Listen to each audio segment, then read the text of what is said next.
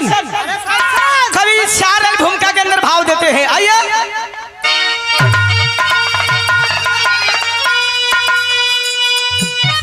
तो कोरी कफन से लहू को रंगा करी तारे यहां वतन के लिए मर मिठेगी फले मौत मंजिल न सन्मुख खड़ी हम तारे डरेगी नहीं हम न पीछे हटेगी वीर जननी के हम वीर औलाद है तो वक्त पर काल के खाल को खींच लूंगा सब मिलेगा न पानी जवानी लुटा करी अरे लहू से तिरंगा कफन सींच दूंगा।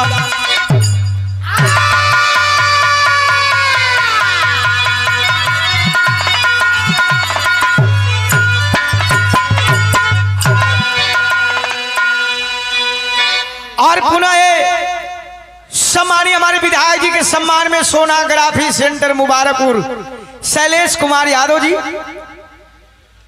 टिंकू न भैया टीपू आदरणीय हमारे विधायक जी के सम्मान में बाबू श्री अखिलेश यादव जी के सम्मान में पुरस्कार प्रदान किए। ए भैया हमारे वतन के सरफरोश नौजवान जब अपनी नींद उड़ाते हैं आंखों से तो हम घरों में चैन से सोते हैं। आज दशहरा का दिन है, नवरात्रि का दिन है, हम अपने बच्चों के साथ मेले गए होंगे। कितनी माँ अपने बेटों को लेकर के मेले में घूमने गई होगी, कितने पिता अपने बच्चों को लेकर के खिलौने खरीदे होंगे। एक बार कलेजे पे हाथ रख करके सोच लीजिएगा, जिन बच्चों के पिता फौज के जवान हैं, सरहद हिंद पे है, उनकी माँ जब उनके बच्चों को, उनकी पत्नी जब उनके बच्चों को लेकर के मेले में गई होंगी तो उनके दिल पे क्या गुजरा होगा। जब बच्चे पूछते होंगे मम्मी मेरे दोस्त के पापा मेला घुमाने ले गए थे, हमारे पापा कब आएंगे, कलेजा फट जाता है साथियों। ये चीज सोच करके कलेजा फट जाता है कि जब हमारे देश के जवान अपनी कुर्बानी देते हैं तब जाकर के हम सुख और चैन की नींद सोते हैं। लेकिन विराह में कवि जी कव्वाली का नमूना दिलन ईश्वरीय हमारे रामदेव गुरु जी वाली कव्वाली मास्टर आवा।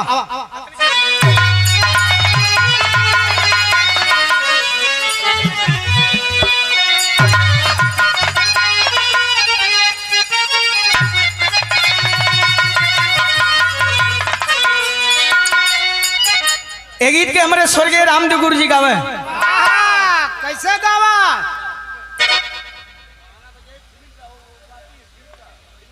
अबला एक जानी अगले में भैया गाना जा गाइए लेकिन फिल्म का गाइए।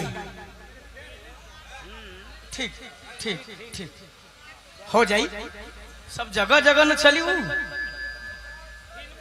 आप गैस पर लकड़ी लगेब तो निक लागी, गैस चूल्हा पर लकड़ी लगेब भैया तो ठीक लगी। ओके लाइटर बारे पड़े कहे कि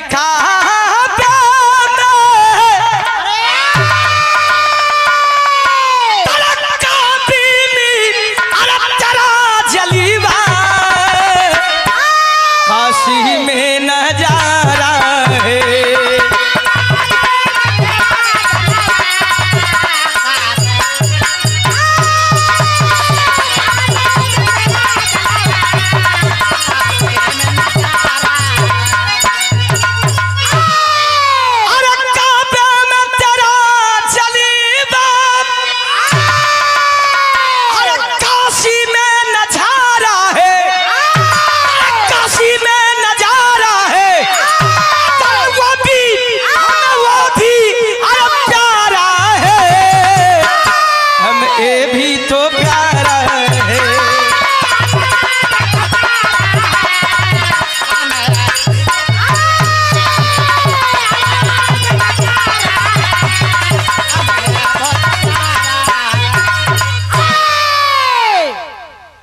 कव्वाली रहल बिरहवा में कवि जी भाव लिखलन कि ई आज ई धरती जो भारत भूमि बा ई ऐसे आजाद नहीं खे भल एक आजाद करे खातिर कितनी कुर्बानी दिहल गल हो और ई धरती के रंग का हो भाव लिखल गया मास्टर साहब कैसे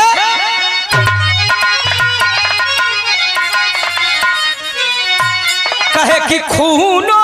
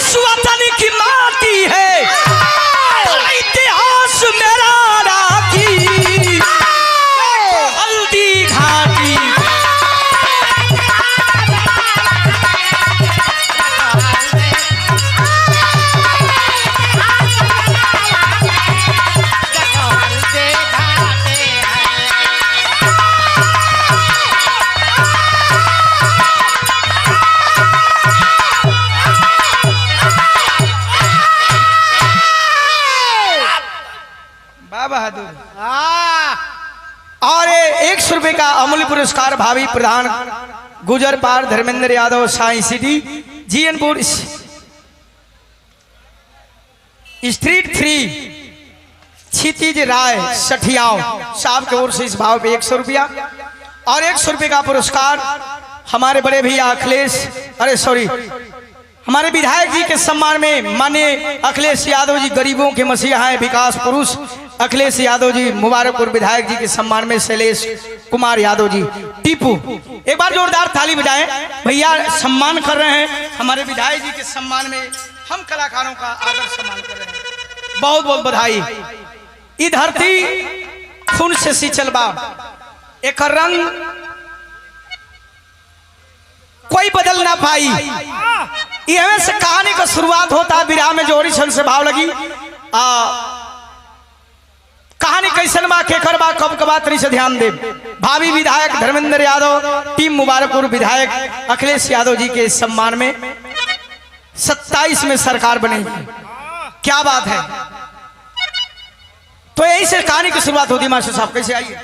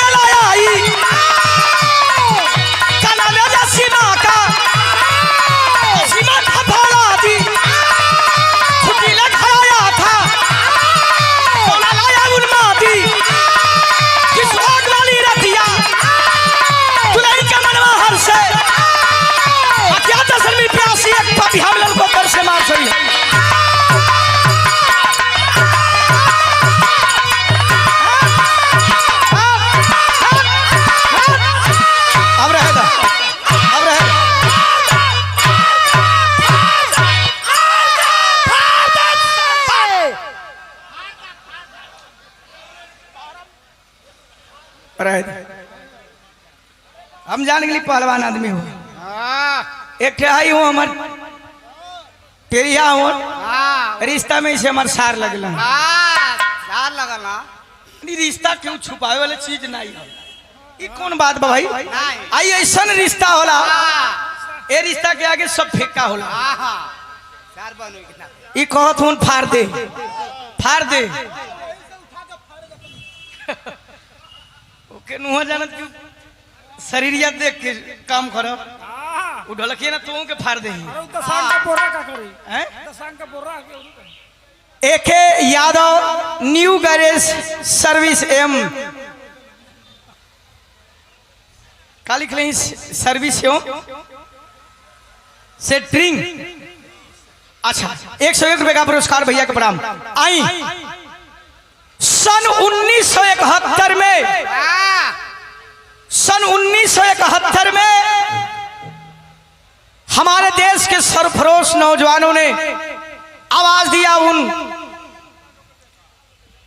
पापियों को जो कि कहा कि हरे साले नीच कमीने जो हमारे वतन का नमक खाया, हमारे वतन का अन्न खाया, हमारे से रंगदारी ए बाबू उत्तर प्रदेश में एगो सरनामी जिला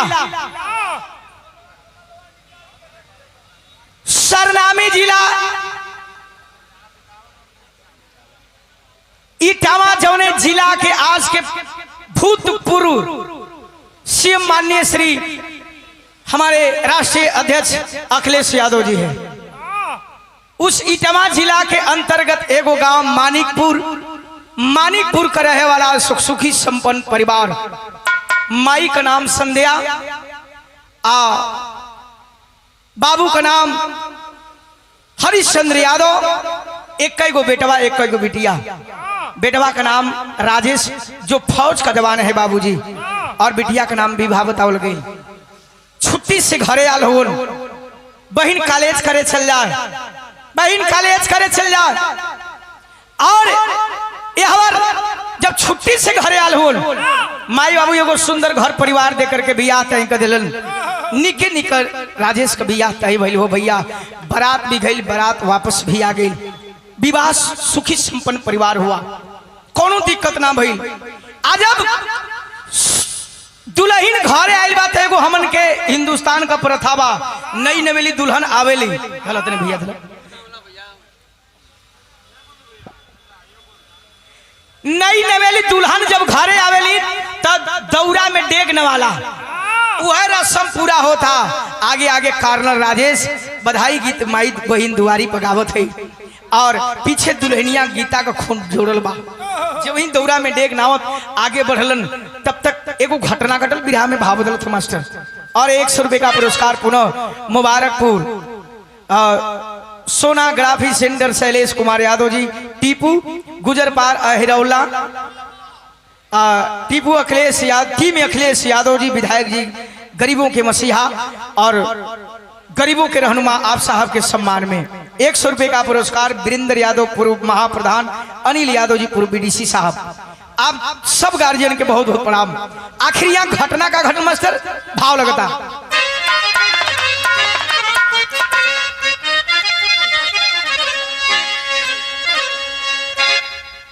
तनी से बढ़ा के दा भैया। कलश की रतिया सुहागी वाली, अरे पितहू न पवली को आई गई लसीमा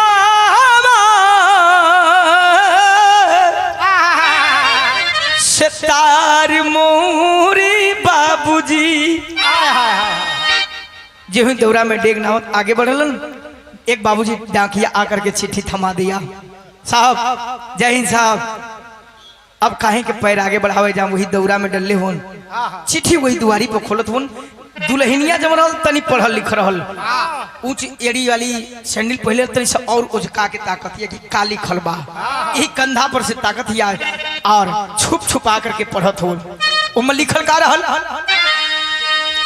कि जेतना जवानी छूटी, अरे लेके गई घरावा हो, जल्दी आवा हो क्या तई, यार मोरी बाबूजी। यह लेनिया पढ़ लेलस कि जितना जवान छुट्टी पर घर गए हैं, सारे जवानों को सूचित कर दिया जाता है कि आपकी छुट्टी निरस्त कर दी जाती है, और सारे जवान ड्यूटी पे जल्द से जल्द आ जाए। सलाग दे अपने पढ़न सोचो थोन कि केहू ना देखलस। राजेश चिट्ठी यही पॉकेट में भर लेलन और जब ही बाबूजी सारा परिवार के खाना पीना दिने में सब चीज चल। रात में एगो इंसान के जिंदगी में पहली रात होले जेके सुहाग रात कहल जाला,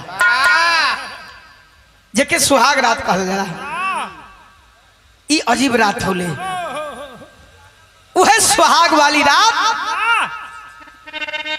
उहे सुहाग वाली रात में फूल का शेष सजौले ही वो गीता दुल्हन हो बाबू।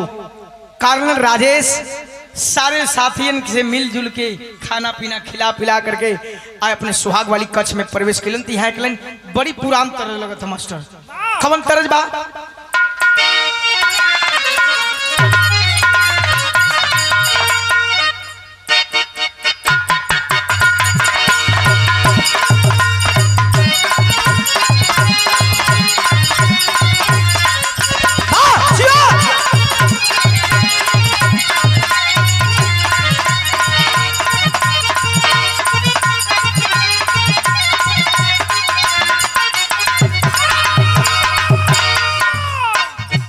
और रुचि जी अपने जमाने का बहुत बेजोड़ गीत रहल।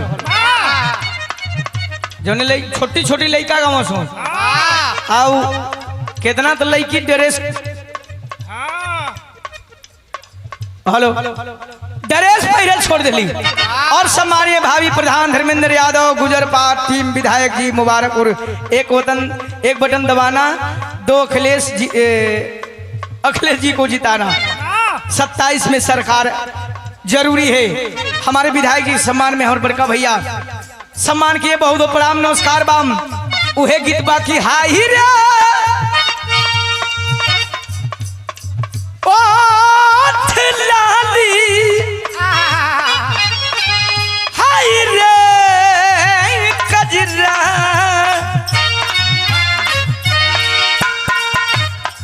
गायक गीत हुआ वाला गायक अपन तरीका खाली तनी तनी सलो वाला हम गाइला।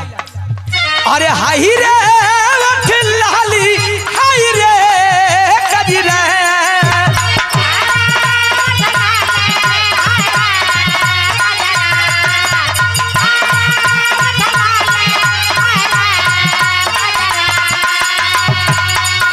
अरे हाई रे लाली हाई रे कजरा। कहियो तू करवई बुमार झगड़ाए गोरी पेनल छोड़ी।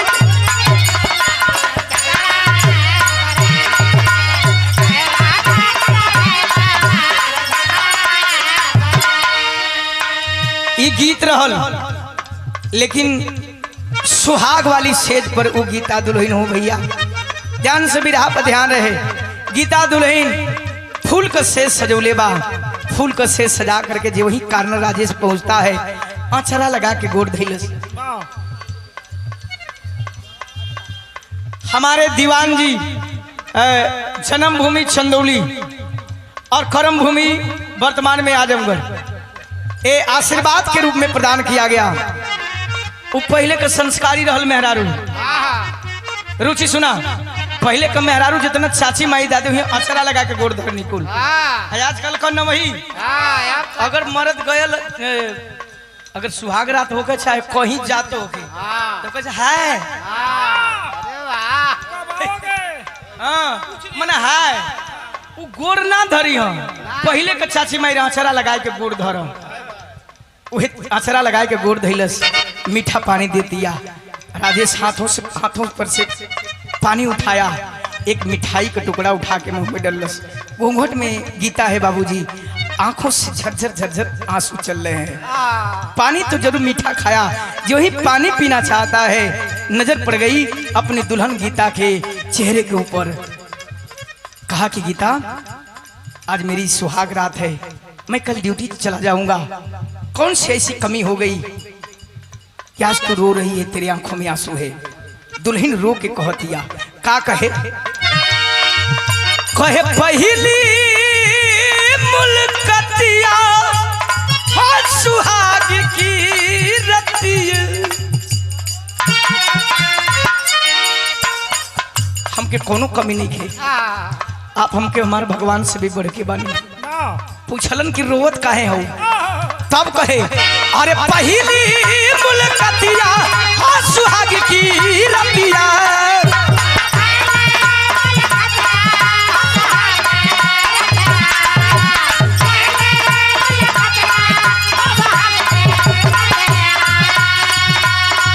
अरे पहली मुलाकातिया हाँ सुहाग की रतिया। अरे सुख कहे सावन सजिए पर बरसैया पिया। अरे होती सवेरे सरहद पर चल जइहा पिया। अरे सुख कहे सावन सजिया पर।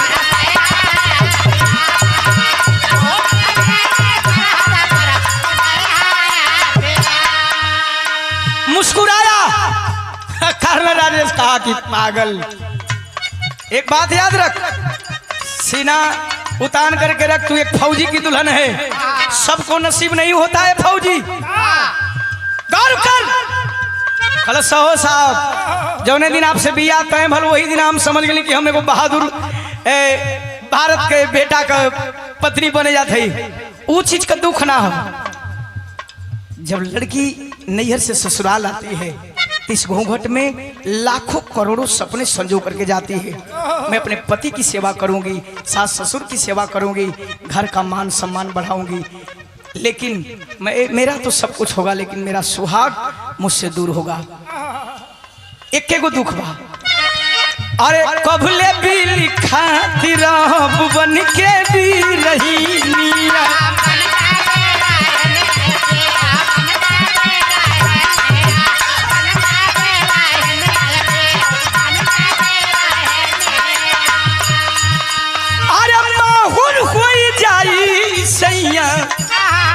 चढ़ली जवानिया। अरे माहुर होई जाई सैया चढ़ली हो जवानिया।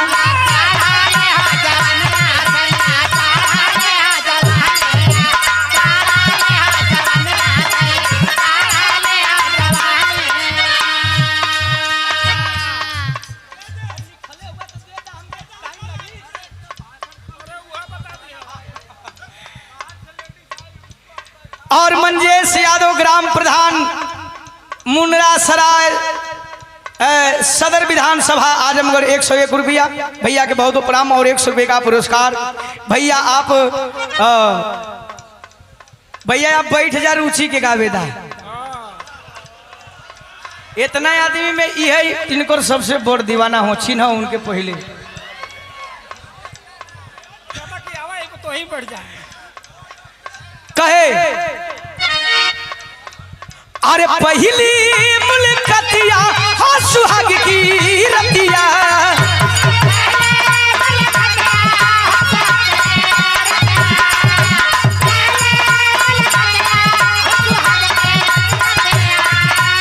पहली मुलाकातिया हाँ सुहाग की रतिया। अरे सुख कहे सावन से जिया पर बरसैया पिया। अरे होती सवेरे सरहद पर चली जइहा पिया।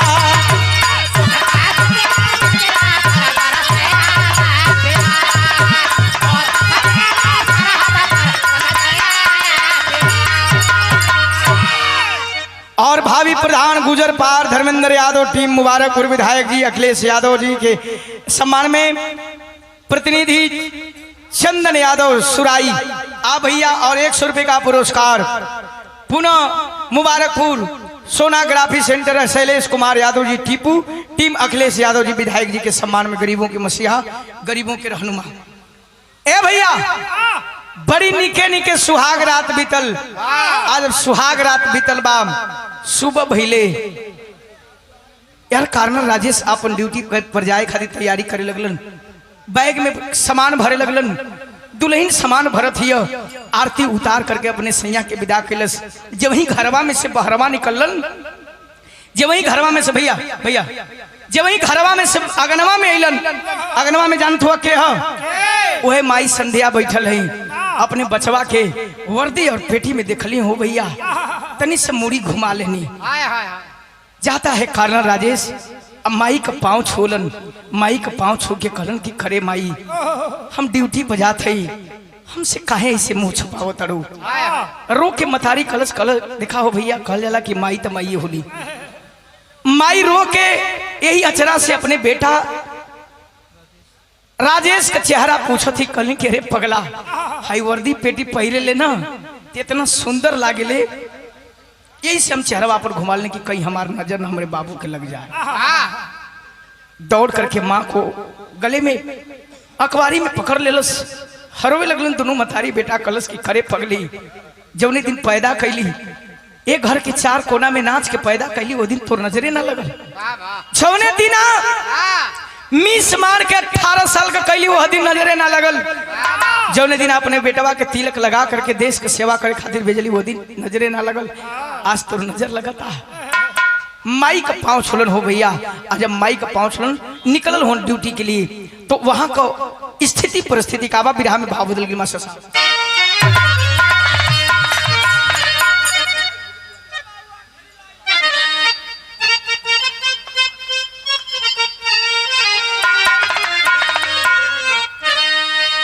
बच क्या आवा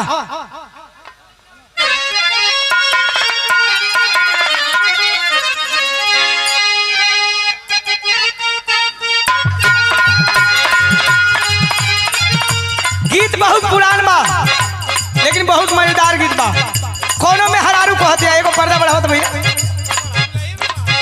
एगो बढ़ावा। जब आई होली दिवाली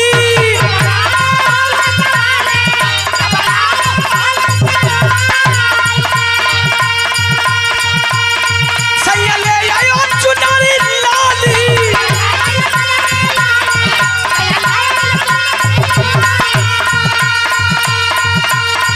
जब आई होली दिवाली सैया ले आयो चुनरी लाली। अरे चुनरी ना लियो तू ना लियो, हो ना लियो, पलम राजधानी पकड़ के आ जाइयो, आ जाइयो, आ जाइयो।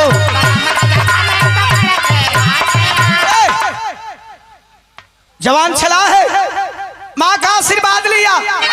एक छोटी बहन जो विवाह है दोरिया पर जो हतिया, हमार भैया घर में निकलियन त राखी बांध के विदाई करम।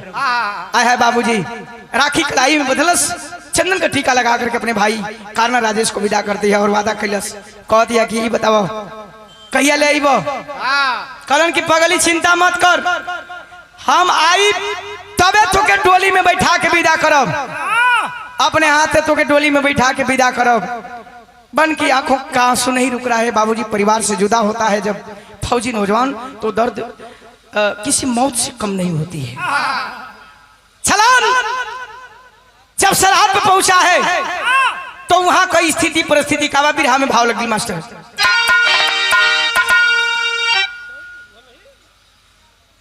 कैसे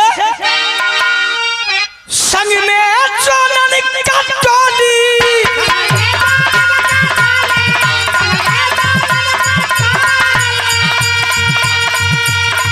बोले इनकलाब का बाली,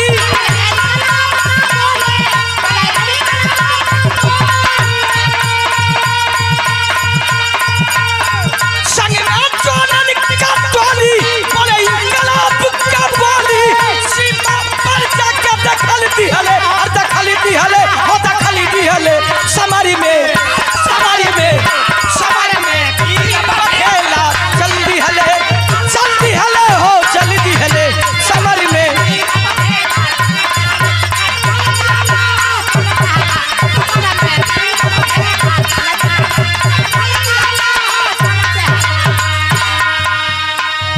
आए बाबू रेवटी में खाना बना कर तू तो बहुत डिस्टर्ब करते हो यार।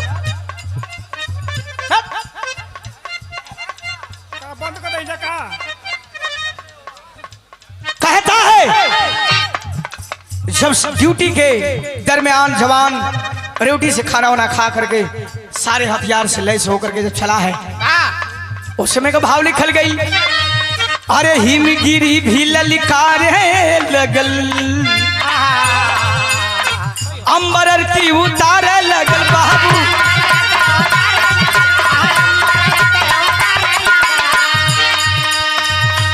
सरहद पे सीमा पे मोती खेड़ी अरे आवे का रास्ता निहारे लगल बाबू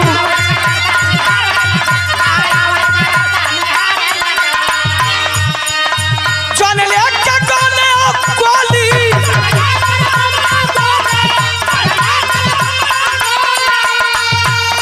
खेले खाती खून का होली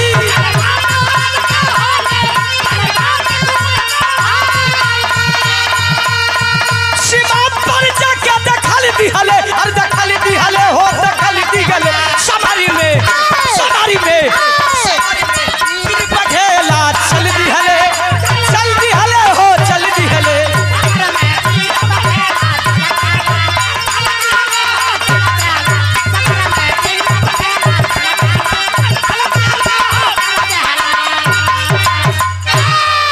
बाबूजी जवान सरहद हिंद की तरफ बढ़ा है और अब सरहद के हिंद की तरफ बढ़ा तो उस समय का घुसपैठियों ने अलग अलग से झाड़ियों में घात लगा करके बैठे थे। काला राजेश अपने 5 सिपाहियों के साथ आगे जब बढ़ा है तो समझ नहीं पाया। उस समय उसी झाड़ी से कुछ आतंकवादियों ने गोली फायर करना चालू कर दिया। अरे फायर के तो बिरहा में टेरी से भाव लगल भैया।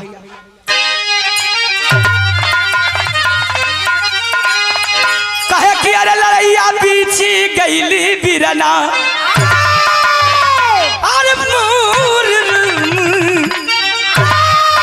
अरे लड़ैया पीछे गईले बिरना सर पे कबन के सरिया राखी बदल कलैया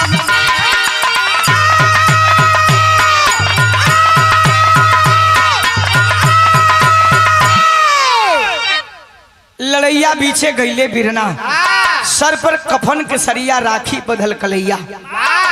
बाबूजी उसी झाड़ियों से तरतराती हुई गोलियां चलने लगी।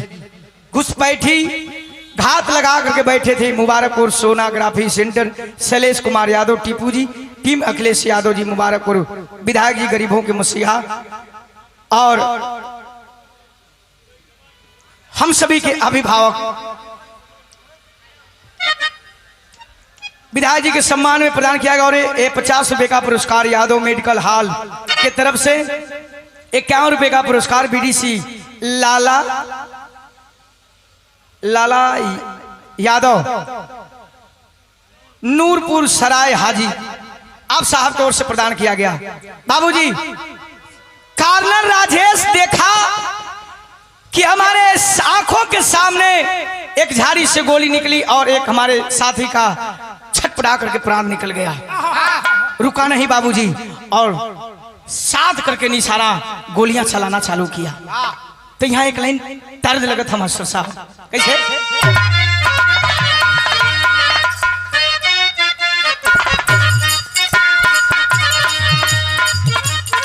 यही मेला के महीना वाली गीत लग गई। कोनो मेहरारू अपना दुल्हा का बड़ा बड़ाई करत हिया, हमार दुल्हा बहुत मानेला, कितना मानेला, मेला में ले जाला, गुड़ैया जलेबी खियावला। तू खियौला कि ना खियौला? बहिन कहा इनकर बाहू खियावला। तीनों सखी बतिया थी इसकी हमरो बलम भोजपुरिया रंगील। अरे हमरो बलम भोजपुरिया रंगीला रोज सहरिया घुमावेला। हमरो अरे रोजे सहरिया घुमावेला हमके। अरे रोज रोज फुचका खियावेला। रुचि फुचका के मतलब समझ तो मेहरारू को पसंदीदा चीज वाला गोलगप्पा। ले गोलगप्पा का था ई कहत हूं गोलगप्पा तो कहत कि नहीं मरदे ऊ नहीं गोलगप्पा कहे। अरे रोज सहरिया घुमावे ना हमके। अरे रोज रोज फुचका खियावेला। अरे हमरो बलम रंग रसिया डरही पर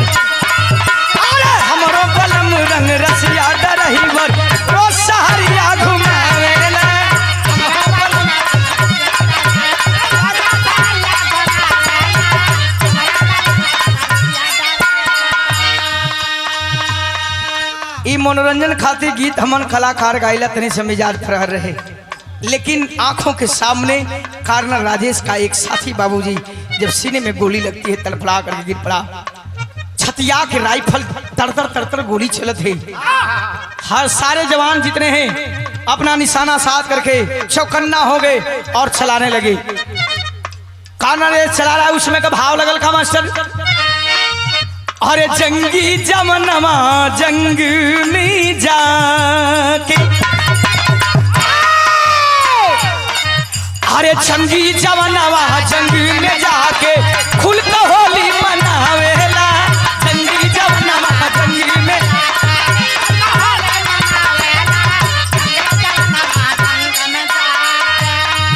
अरे जंगी जमनमा जंग में जाके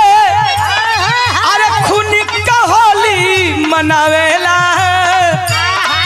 अरे कमरा कसली रही फलवा से अपने, कमरा कसली रही फलवा से अपने तर तर गोली चलावेला, कमरा कसली रही।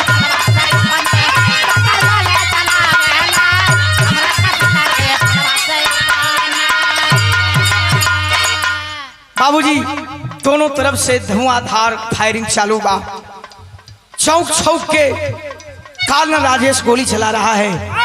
इतना ही में एगो घटना घट गई। कौन घटना घटल? इतने में सामने से गोली सन सन सन सन आइल बा,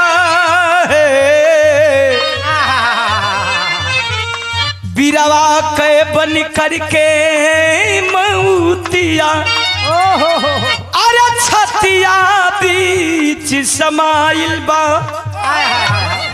इतना ही में एक सामने से झाड़ी से गोली निकली और बाबूजी कार्नर राजेश के सीने को फाड़ते हुए निकल जाती है। धड़ाम से गिरा धरती पे, फिर बाई के झोंक में उठल और फिर राइफल छतिया करके चलाना चालू किया। हुआ क्या मास्टर? अरे गिरता गिरती जय हिंद दुल्हारा, गिरता गिरती जय हिंद दुल्हारा, लंबी लगा हवेला, गिरती गिरती जय हिंद।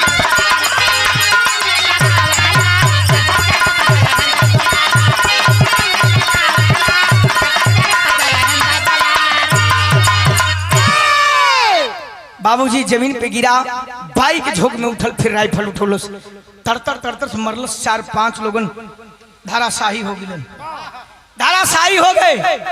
जब तक शरीर में लहू रहल, जब तक खून रहल, बाबूजी गोली चलाया। अब शरीर का सारा लहू जब फब्बारा बन करके उड़ गया, तब शरीर बलहीन हो गई। अब ठेहुना पर आ गिलन, ठेहुना पर से धरती पर गिर गिलन। अब अपने आप को ऐसा महसूस नहीं कर रहा है कि मैं उठ पाऊंगा। आंखों में आंसू लेकर के और पॉकेट से एक पन्ना था, एक कोरा कागज निकाला और वही अपने लहू में बोल बोल के एक चिट्ठी लिखा था। क्या लिखल भैया?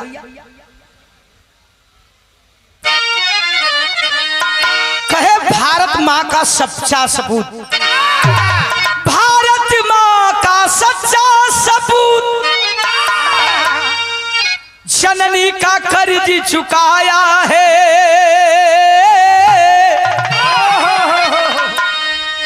अरे देश के खातिर बीरवा सीने पे गोली खाया है। सुन ले गीता तेरा सिंदूर, न पीछे कदम हटाया है बहाना बीर तेरा भैया है, सीने पे गोली खाया गए। अरे बाबू चिट्ठी लिखलस की माई के मालूम तोहर बेटा देश के काम आ गई। बहन विवाह के मालूम तोर भाई तो से वादा जवन कैले रहल वादा ना निभा पौलस, अपने भैया के माफ करी है। इतना ही में बाबूजी कुछ जवान आते हैं, उठाते हैं साहब आपको जीना कहते कि नहीं मेरे दोस्त, अब मैं नहीं जी पाऊंगा, बस मेरी एक आखिरी ख्वाहिश है, उसे पूरा कर देना। आज के 5 दिन के बाद हमारा बहन का बियाह बा। हमारा बहन के बियाह में हमार अर्थी की जगह हमार चिट्ठी पहुंचा दी है। बाबूजी, कौन ऐसा लाल होगा, कौन ऐसे माँ बाप होंगे, कौन ऐसी बहन होगी जो इस दुख को बर्दाश्त करेगी। आखिर भइल का बिहार में भाव बदल गए मास्टर साहब।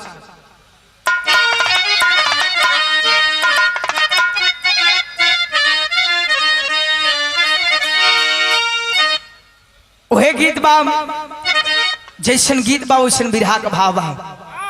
अरे माई हो, अरे माई हो, कहे माई हो ललनवा देईदा, अरे बहिनी हो बिरनवा देईदा।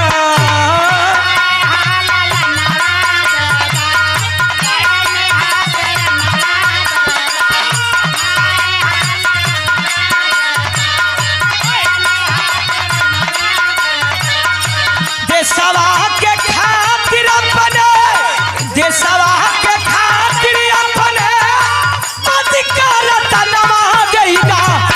माई हो ललनवा देईदा, बहिनी हो बिरनवा देईदा।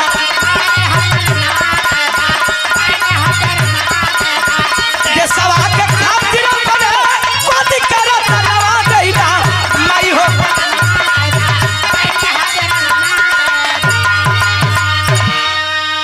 आय है बाबूजी, ओहो दिन समय आ गई हो भैया।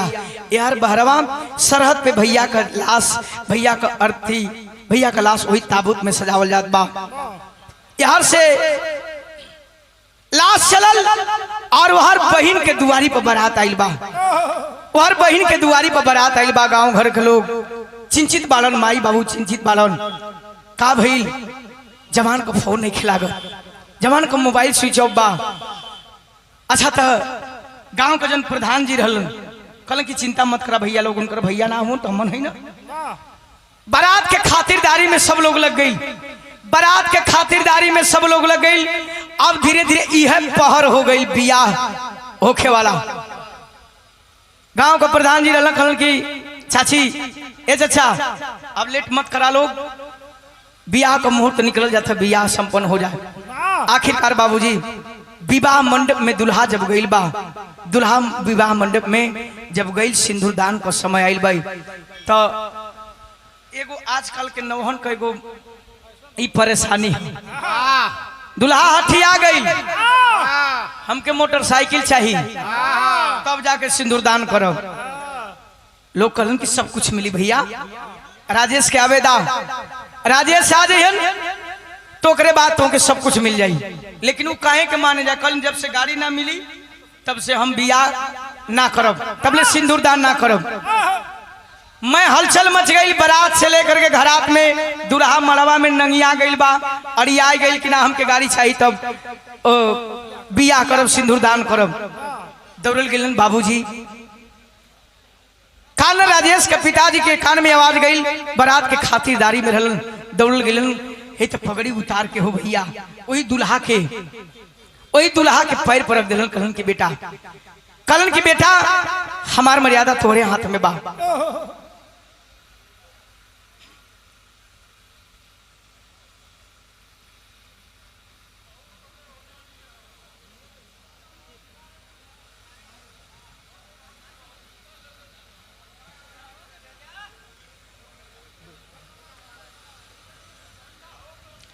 और 100 रुपए का पुरस्कार धर्मेंद्र यादव, प्रत्याशी गुजर पार अहिरौला, अहिरौला, टीम अखिलेश यादव जी, विधायक जी, मुबारकपुर, गरीबों के मसीहा, आप जी के सम्मान में। बाबू यही तो पगड़िया ले जाकर के दुल्हावा के पैर पर रख दिलन। कहलन कि ये बेटा हमार मर्यादा तोहार मर्यादा बा, हमार मर्यादा लुटा जाइए, मत करा। बाबूजी वो गद्दार दुल्हा बाप की पगड़ी को बाबूजी उठा, पीढ़ा पर बैठा रहल और उठा और लात से उठा करके मार दिया। ध्यान दीजिएगा,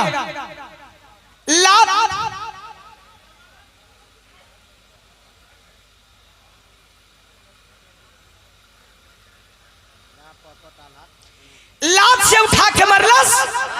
सब कुछ तो बहनियां भी बर्दाश्त कर गई, लेकिन घूंघट में बैठा रहल वही बगलिया में अपने बाप का पगड़ी बर्दाश्त ना कर पौलस। हो भैया, अपने बाप का लात से मार पगड़ी बर्दाश्त ना कर पौलस।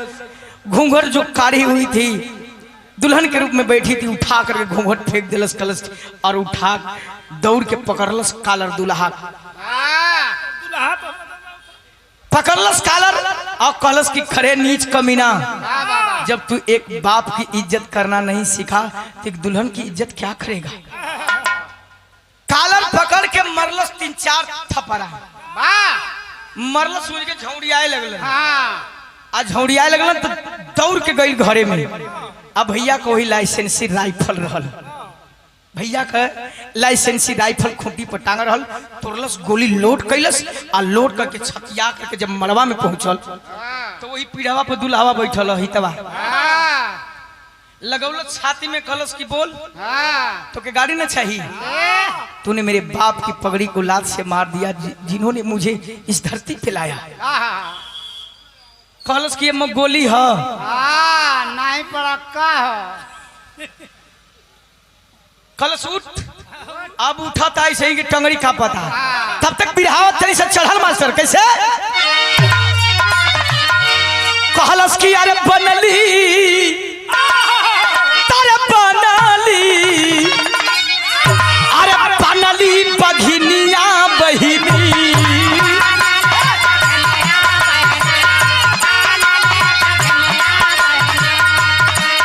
अरे रणचंडी जोगिनिया बहिनी,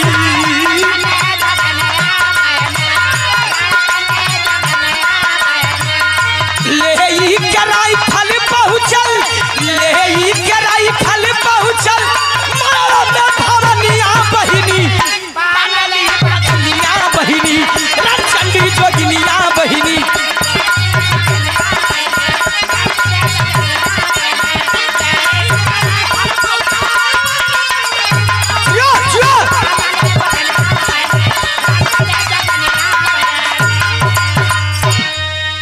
छतियौलस दुराहा में कितना तो बाराती भागे में कपार कान फोड़ लेलन, दिवाली में कितना भगलन कान कपार फोड़ लेलन।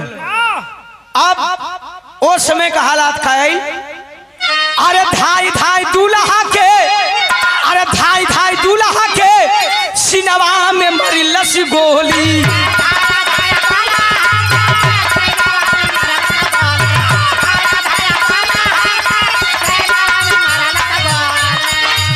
मरवा में जम के खेले, मरवा में जम के खेले, सैया संग लहू के होली,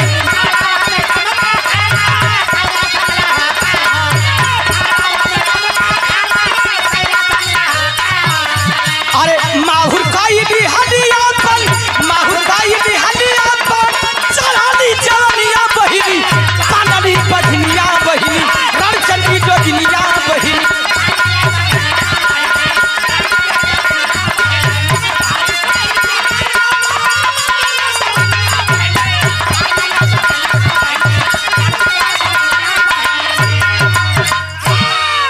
मरलस वही में दुल्हा चित हो गई। मैं हलचल मच गई, रे बाप रे बाप, भराती भागन तो भागबे न करे, कोई पूरब कोनो पश्चिम कोनो उत्तर कोनो देखिन, मैं हड़कंप मच गई। उसी समय बाबूजी, उसी समय एक और घटना घटती है, बिरहा में पापट लगा था भैया, और तरी से बढ़िया भैया।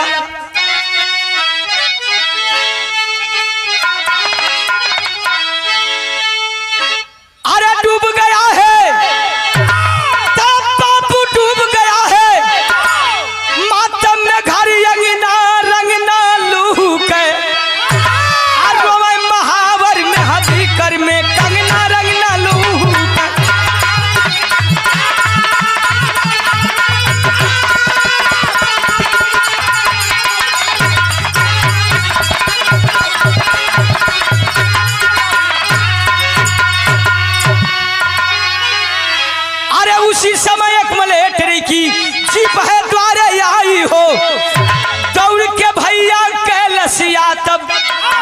बहिनी चिन्हली जाई हो अरे खून कहली तब बापू खून कहली खेल के सुतल बिरना रंगना लूके।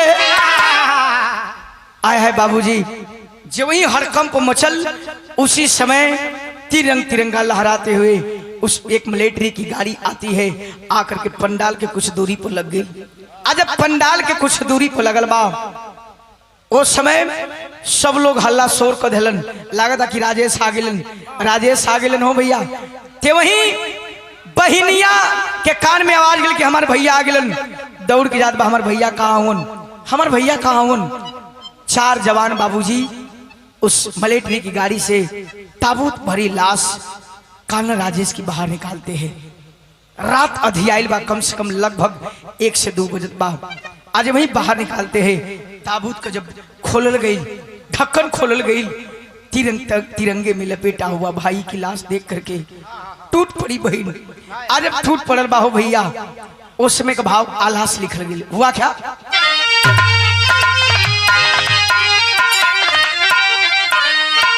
और सादर 200 रुपए का पुरस्कार मलालू प्रजापति किराना स्टोर अमिलों की धरती से आप साहब की ओर से प्रदान किया गया। चरणों में कोट कोट सनमन। और हमारे बड़का भैया गुड्डू भैया की ओर से मुबारकपुर की धरती से 100 रुपए का पुरस्कार। चरणों में कोट कोट सनमन। आला से भाव लगल। हुआ क्या अरे माई के आचारा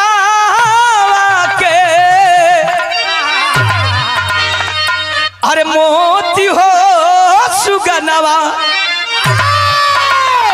बाबूजी के जिए खातिर रहला हो सिंगार।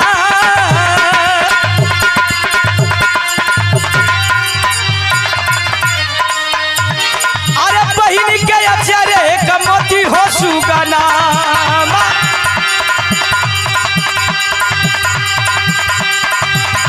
अरे नारी के जिंदगिया कसे नुरासीना अरे पिटी पिटी छाती रोवे भैया बिल बहिनिया। अरे जौन दिन आई जब राखी का त्योहार अरे अब हम राखी बांधव के करे कलहिया। अब हम राखी बांधव के करे कलहिया। ए बाबू मुआली बहिनिया सिने में गोली माँ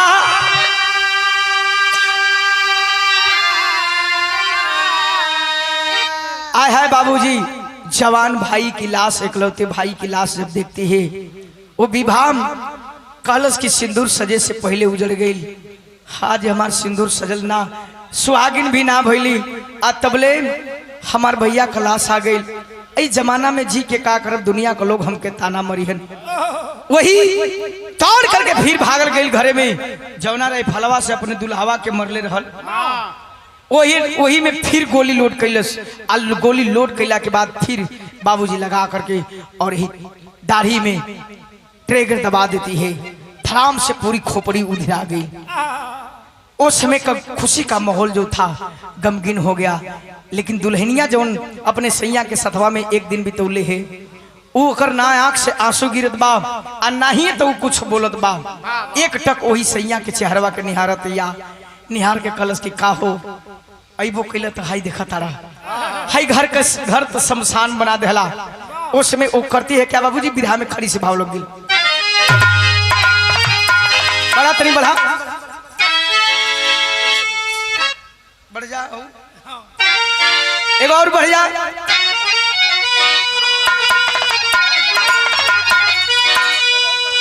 कालस की बरसया सुखिया से अरे बिगली अचारी तब तो हो गली कफनवा कवन के चुनहारी।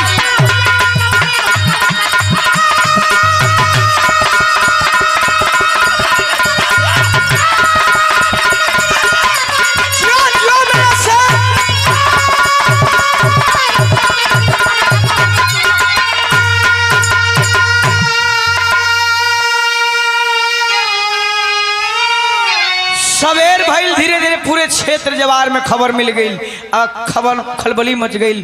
उस समय बराती कैलन का दुल्हा और दुल्ही का अर्थी वह बराती सजाए विवाह का, और जो दुल्हवा होखे वाला रहल ओकर दुल्हा और दुल्ही का अर्थी बराती सजाए आ देखे अग्निदान दोनों लाशिया जलाए।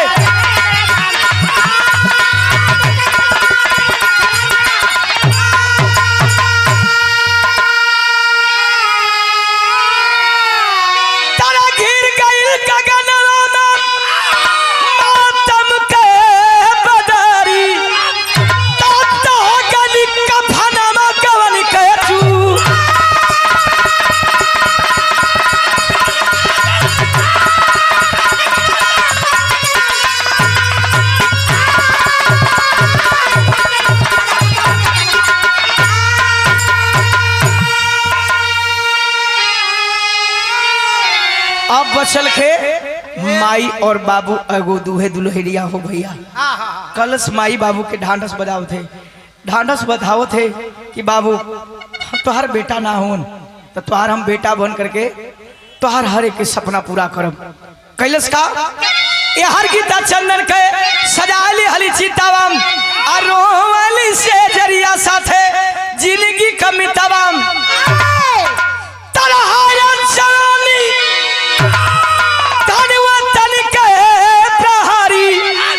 अब तो हो गई कफनवा गवन का चुनरी। पति की लाश का दाह संस्कार करती है और कलश की माई बाबू जब तक जियब तब तक तुहार बेटा भले ना हम ही भले पराई घर का बेटी है लेकिन तब तक तुहार सेवा करब। ऐसी भी धरती पे नारियां हैं बाबूजी जो जिंदगी में हर कुछ शौक और मौज नहीं चाहती है, उन्हें सम्मान भी चाहिए। वो गीता जब तक बूढ़ी बूढ़ा जियलन तब तक उनकर सेवा के लिए ओकरे बाद अब कहाँ गई एक खबर ना मिली। आखिर में घराने से परिचय लगा। आइए गुरु बिहारी पद तुझे वर्धन वतन के वीर काशी बुल्लू गीता त्यागी